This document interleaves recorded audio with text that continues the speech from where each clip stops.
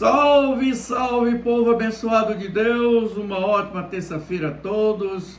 Quero inicialmente saudar a todos com a graça e a paz do nosso Deus. Meus queridos, eu estou gravando esse vídeo para responder uma pergunta que me foi feita. E a pergunta é: o que acontecerá quando a igreja for arrebatada?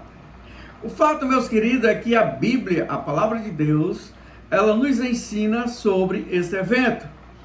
E esse evento nós encontramos duas passagens clássicas, escrita pelo grande homem de Deus, o apóstolo Paulo, que fala de uma forma bem clara e didática sobre esse tema. E o texto que eu quero ler para vocês se encontra na carta de Paulo aos Tessalonicenses, no capítulo 4, dos versos 13 ao verso 18.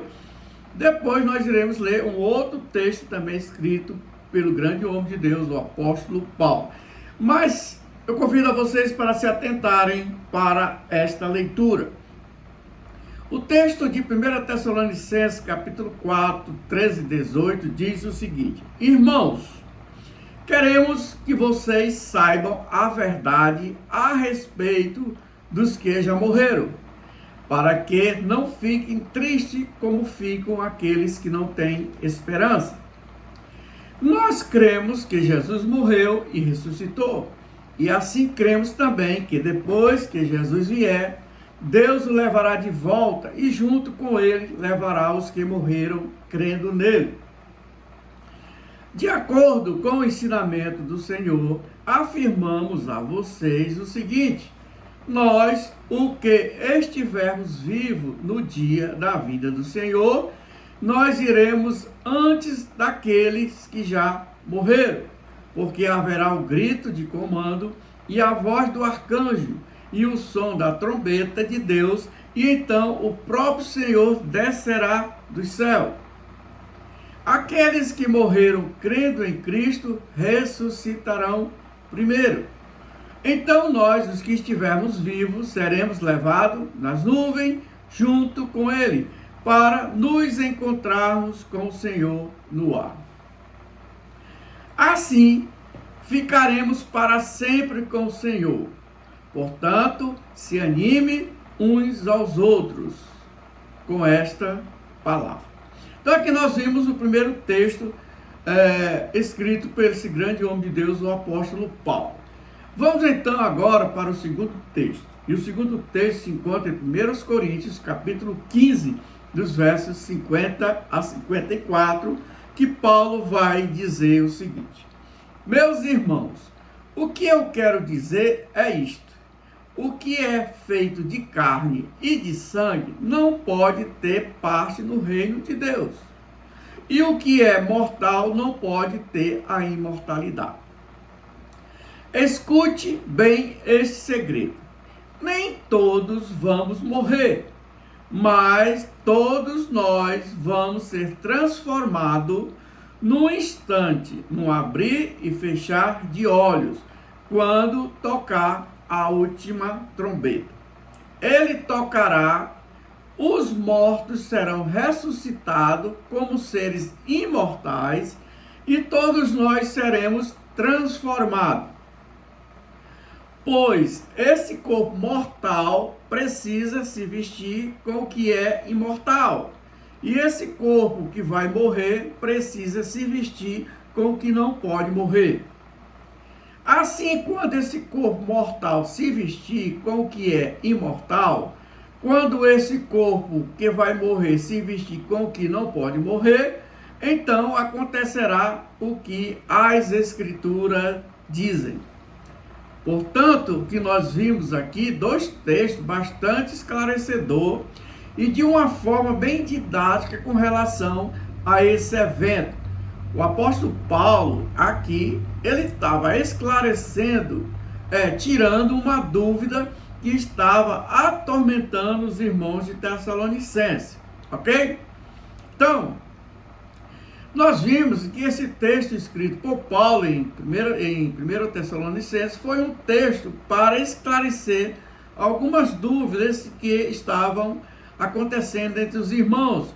E aquelas dúvidas estavam atormentando os irmãos de Tessalonicenses, como também nós podemos dizer que há alguma dúvida que atormenta as pessoas nos nossos dias. Então, vimos que Paulo escreveu esse texto, que esse texto foi escrito por Paulo nesse sentido de alertar algo que realmente iria acontecer ou irá acontecer, que é a igreja ser arrebatada. Então, fica bem claro de que a palavra de Deus, diante dos textos que nós lemos, afirma categoricamente de que a igreja será arrebatada.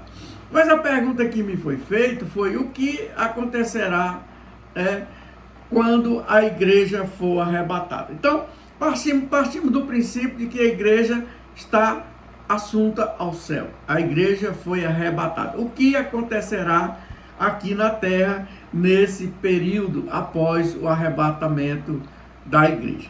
A palavra de Deus, a Bíblia, ela nos adverte de que após o arrebatamento, aqui na terra acontecerá o período de 7 anos, e esse período de 7 anos é conhecido como o período da grande tribulação. Período da grande tribulação. E o que estará acontecendo? E o que significa esse período da grande tribulação? Nós podemos afirmar de que esse período da grande tribulação será o período em que Deus julgará o mundo.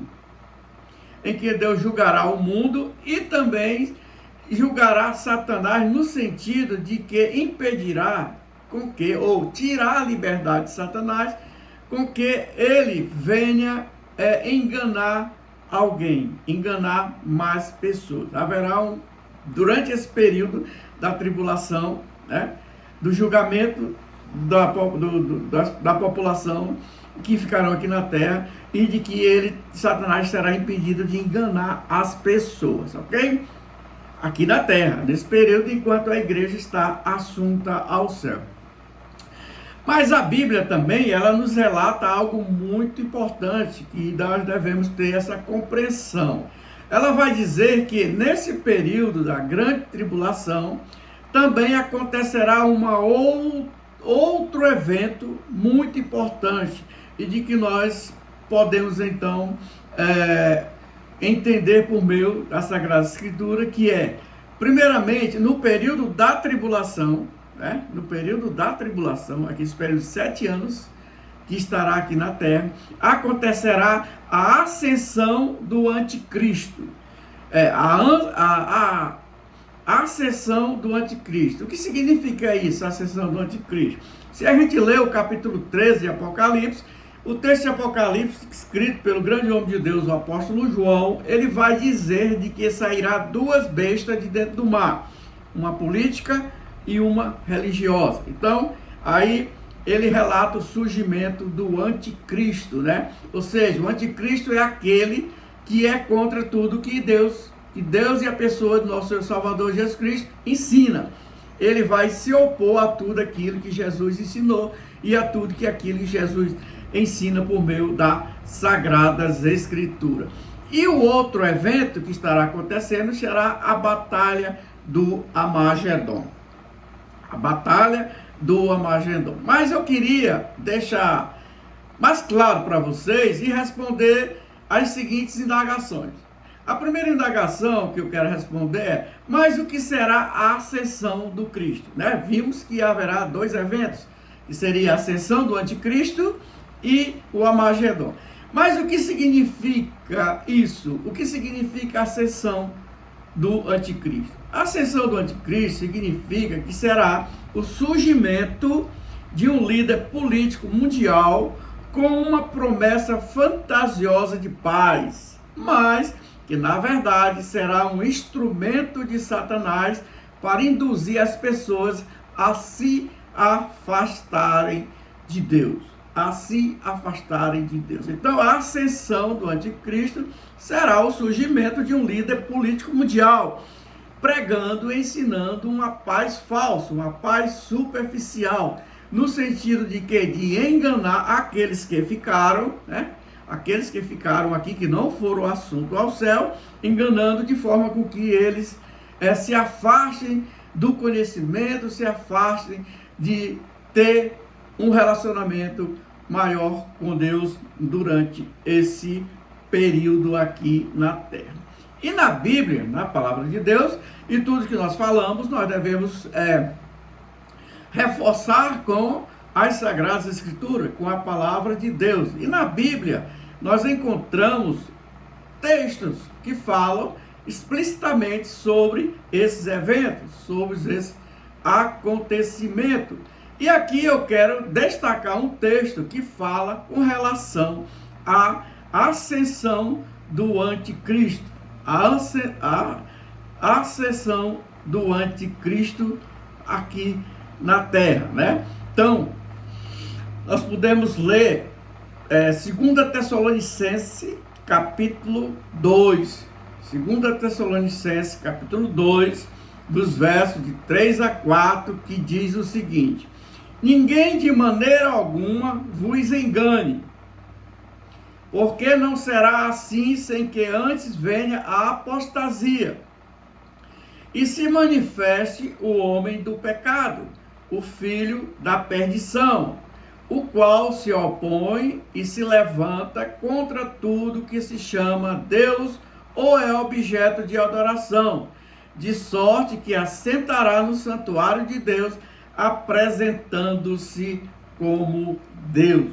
Então, a ascensão do anticristo é a manifestação de alguém que irá querer substituir a pessoa do nosso Senhor e Salvador Jesus Cristo. E Paulo, escrevendo a 2 Tessalonicenses, capítulo 2, verso de 3 a 4, ele conclui esse versículo dizendo: de sorte que assentará no santuário de Deus, apresentando-se como Deus. Então, o objetivo principal dele é querer substituir a pessoa de Deus no coração das pessoas que estiverem passando por nesse período da tribulação. Portanto, nós vimos aí, de uma forma bem clara, o apóstolo Paulo, com essas palavras, descrevendo o anticristo como quem? Como líder que se opõe a Deus e que vai buscar se estabelecer como uma autoridade suprema, inclusive alegando-se na categoria de uma divindade. Ou seja, ele irá se apresentar como uma figura sedutora, uma figura poderosa, e que por meio do seu poder e da sua sedução, ele irá enganar as pessoas e fazer com que as pessoas se afastem da verdade, se afastem do caminho do Senhor, ok? Então, continuando, nós vimos aí o que significa a ascensão do anticristo. Mas também nós temos outra palavra, ou outro texto da Sagrada Escritura que reforça a ascensão do anticristo, da manifestação desta besta, que está lá em Apocalipse, capítulo 13, versos de 1 a 10. Se vocês quiserem, vocês podem ir lá e ler essa passagem, porque essa passagem bíblica, ela se refere ao anticristo, como ele surgirá, como ele se manifestará. E lá nesse texto de Apocalipse 13, verso de 1 a 10, diz que a besta, o texto fala que a besta, o anticristo, será um que emerge do mar e que tem poder sobre todas as nações do mundo. Será um poder global, um poder mundial, ok? Entenderam aí? Até aí? Tudo beleza? Tudo show? Então, continuemos. Então, o fato é que, embora nós não encontremos detalhes específicos sobre a ascensão do anticristo, essa passagem, ela deixa clara que ele é uma figura de grande importância escatológica cristã. embora na Bíblia não fale especificamente da ascensão de um anticristo, mas esses textos nos remetem a uma compreensão de uma figura de grande importância escatológica cristã e que a função, o propósito e o objetivo dele é se opor a Deus. Se opor a Deus, se opor à obra de Cristo, né? E que essa oposição a Deus e oposição à obra de Cristo trará consequências terríveis para a humanidade. Portanto, nós vimos aqui, respondendo a pergunta, o que significa a ascensão do anticristo, nós aqui especificamos e falamos de forma que vocês, creio que vocês já tenham uma compreensão melhor sobre isso. Mas o outro evento que nós podemos destacar também, no período da tribulação, que a Bíblia narra, é a batalha do Armagedon. A batalha do Armagedon. O que significa a batalha do Armagedon? A batalha do Armagedon, nós poderíamos simplificar dizendo o seguinte, que será a luta entre o bem e o mal. A luta entre o bem e o mal.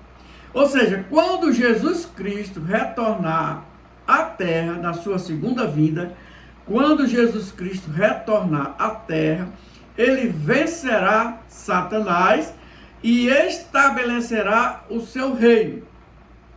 Certo? Na segunda vinda de Cristo, chamada de também a Batalha do Armagedon, é quando o Cristo virá para destronar, para aprisionar Satanás, certo? Será a luta entre o bem e o mal. Então, na Bíblia, na palavra de Deus, né, a Sagrada Escritura, nosso único livro de prática e fé, ele se refere ao Armagedon como o lugar onde ocorrerá a batalha final entre as forças do bem e as forças do mal.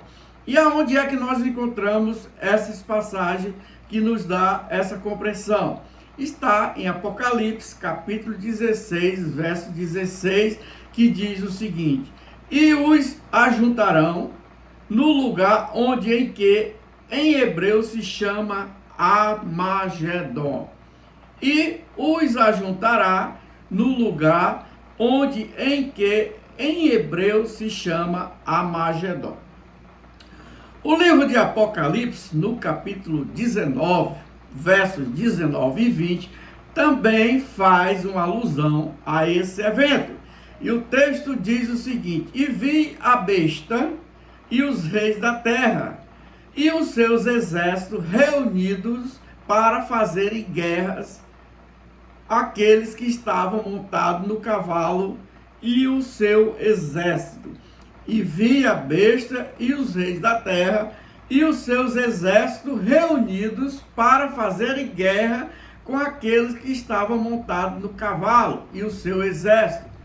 E a besta foi presa, e com ele o falso profeta, que diante dela fizeram os sinais com que enganou os que receberam o sinal da besta, e adoraram a sua imagem.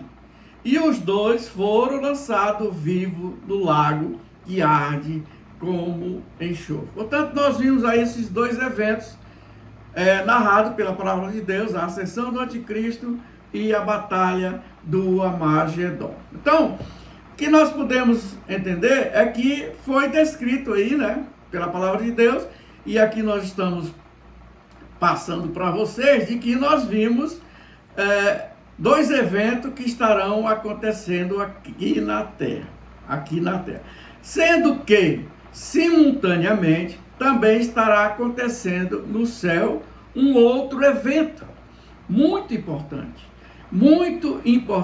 e muito que nos dá um sentimento de alegria, né, de furor em ter o conhecimento sobre esses dois eventos que estarão acontecendo. E que eventos são esses?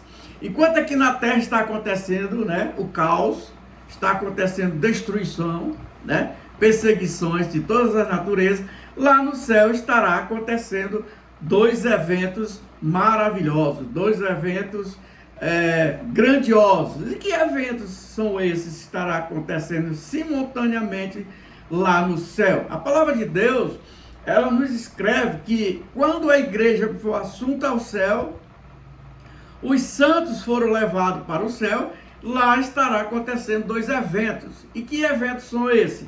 São o tribunal de Cristo, né? O tribunal de Cristo e a boda do Cordeiro. Tribunal de Cristo e a boda do Cordeiro. Então, o que será o tribunal de Cristo? Também chamado de o tribunal do Bema, descrito pelo grande apóstolo Paulo nas suas cartas aos Coríntios, né? Então, o tribunal de Cristo será o julgamento dos crentes, dos salvos, onde eles serão recompensados. Esse tribunal de Cristo não tem nada a ver ser salvo ou não. Por quê? Porque a igreja assunta aos céus, todos já são salvos. Todos já são salvos. Não tem nada a ver com questão de salvação. O que acontecerá no tribunal de Cristo, do tribunal onde julgará os crentes, será no sentido de ser galardoado, né? E será recompensado. Quem será recompensado ou quem não será recompensado? Quem receberá mais recompensa ou quem não receberá recompensa, baseado em tudo aquilo que os crentes realizaram aqui na terra, a sua obra, o seu trabalho, a sua evangelização. E quando nós nos aprofundamos mais na palavra de Deus, nós vamos entender que há uma premiação, que há uma coroação, que fala com relação às coroa da esperança, né? Coroa daqueles que pregaram a palavra de Deus, coroa daqueles que esperam ansiosamente pela vinda de Cristo. Essas pessoas no tribunal de Cristo, eles serão recompensados, serão galardoados. Mas aí, aonde é que nós podemos então falar com mais convicção, com certeza, onde é que a palavra de Deus trata desse assunto? Eu quero ler um texto para vocês, que se encontra em 2 Coríntios, capítulo 5, versos 10.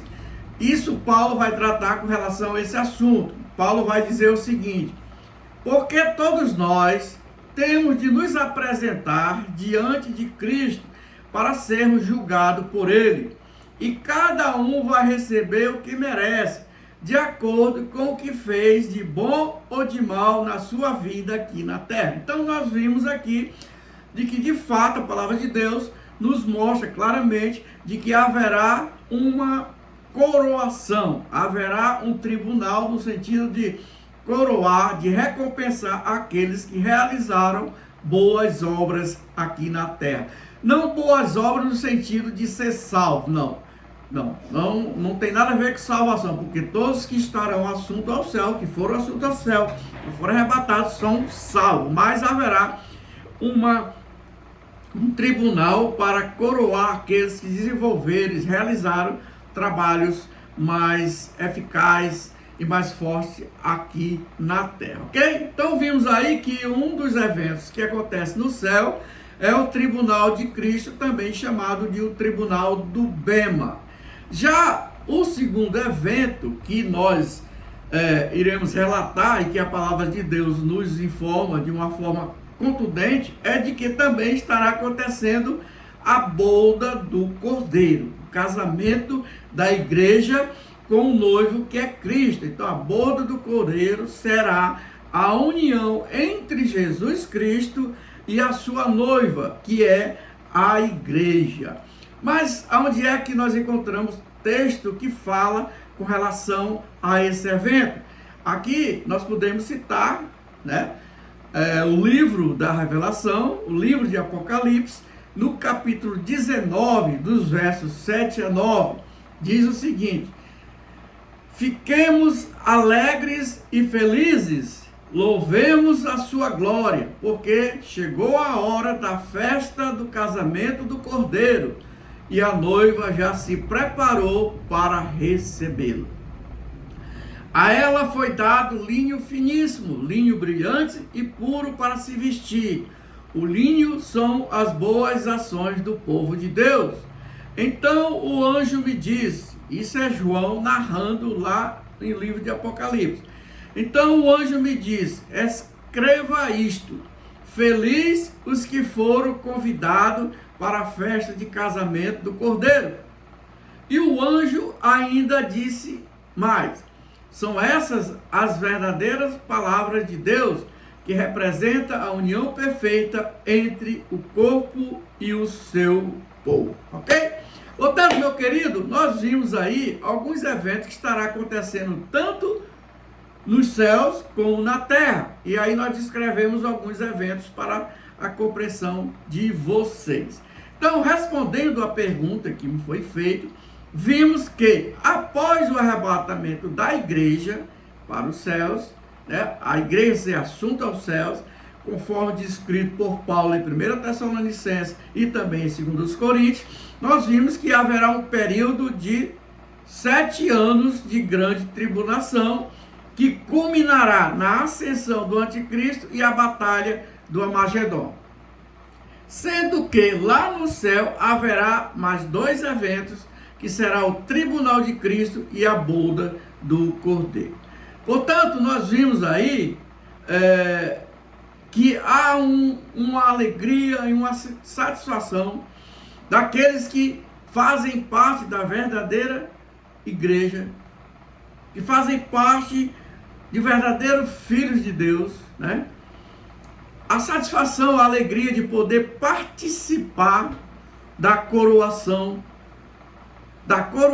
dos santos e participar da boda do Cordeiro. Esses 2 eventos é algo que foge da nossa imaginação, excede toda a nossa imaginação. Como será maravilhoso, como será glorioso, como será gratificante estar diante de Deus para receber a coroação, para receber os galardões dados por Ele, como também fazer parte, né, da boda do Cordeiro. Ou seja, eu posso afirmar categoricamente que essa é uma experiência que transcende qualquer coisa que possamos experimentar aqui na Terra. Por mais grandioso, por mais maravilhoso, por mais extraordinário que aconteça algo aqui na Terra, não é nada com relação ao que estará acontecendo com a Igreja de Cristo quando ela for ao encontro do nosso Senhor e Salvador Jesus Cristo. Vai experimentar, né? Vai sentir uma experiência extraordinária, que é participar do tribunal de Cristo, do tribunal do Bema, como também da boda do Cordeiro. É uma experiência que transcende qualquer coisa que possamos experimentar aqui na Terra. É um momento de alegria, é um momento de celebração, é um momento que honra, de muita honra, que nunca mais terá fim.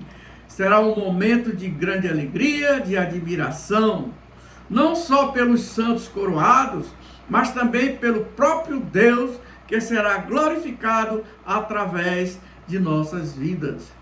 E é nas bodas do Cordeiro, os fiéis serão convidados a celebrar a uma união entre a igreja e Cristo. Agora fico imaginando como será maravilhoso estar lá, participando desse evento. Está lá testemunhando a união perfeita do Cordeiro de Deus com a sua noiva, a igreja que foi lavada e purificada pelo seu sangue. Será de fato um grande momento de grande alegria, de grande exultação, não só pela união entre Cristo e a igreja, mas também pela própria presença de Deus, que será a fonte de toda alegria, que será a fonte de toda satisfação. Portanto, meus queridos, para nossa conclusão, o que a palavra de Deus, o que as Sagradas Escrituras, por meio dos seus santos homens, que foram inspirados por Deus para escrever as verdades para que o homem possa conhecer verdadeiramente de quem é Deus, o que a palavra de Deus nos descreve. Não há nada mais maravilhoso, não há nada mais grandioso do que esse maravilhoso evento, onde nós iremos participar, a igreja irá participar de eventos celestiais, Portanto, fica muito claro de que a igreja participará de um momento de muita honra, de um momento de muita alegria, de um momento de muita adoração.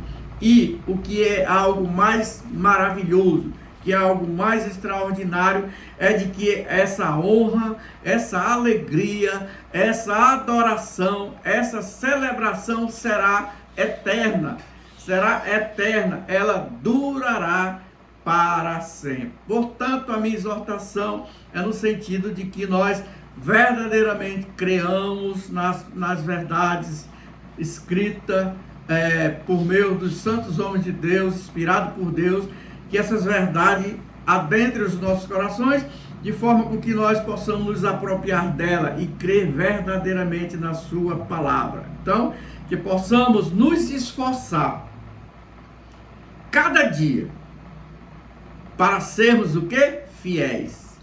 Sermos fiéis a Deus. E que nós possamos a cada dia perseverar sem qualquer vacilo. Que nós perseveremos até o fim. E para que juntos possamos participar dessas celebrações grandiosas, maravilhosas, com nosso Senhor e Salvador Jesus Cristo, ok? Portanto, meus queridos, esse foi o nosso vídeo. Espero que vocês tenham compreendido. E o meu desejo não é falar que eu conheço de todos esses eventos com propriedade, mas o meu propósito é fazer com que você tenha interesse nesse assunto e que vocês comecem a estudar, a ler a palavra de Deus, orar a Deus pedindo orientação por meio do Espírito Santo, ler a palavra de Deus meditando e estudando, para que você também, a cada dia mais, venha se arraigar, venha criar raízes profundas desse ensinamento e que nós fiquemos aqui aguardando ansiosamente a volta de Cristo e de que nós estejamos preparados, capacitados, aptos para sermos assunto ao céu, ok? Um abraço, fique com Deus, tamo junto. Não esqueça de se inscrever no meu canal, dá um like e até a próxima. Deus abençoe.